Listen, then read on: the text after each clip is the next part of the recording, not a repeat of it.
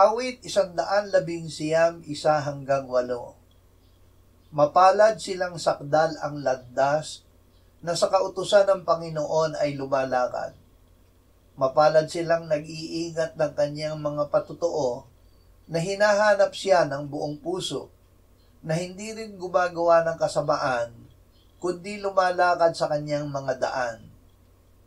Iniutos mo ang iyong mga tuntunin upang masikap naming sundin, o maging matatag nawa ang pamamaraan ko sa pag-iingat ng mga tuntunin mo.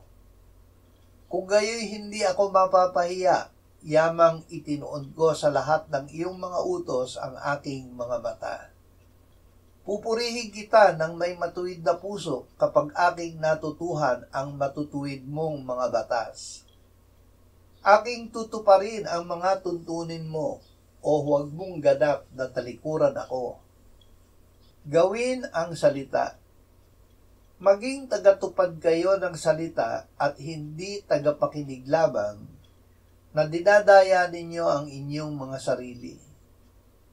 Kung ang sino man ay tagapakinig ng salita at hindi tagatupad, siya ay katulad ng isang tao na tinitingnan ang kanyang likas na mukha sa salamin, sapagkat minamasdan niya ang kanyang sarili at umaalis, at agad niyang nalilimutan kung ano ang kanyang katulad.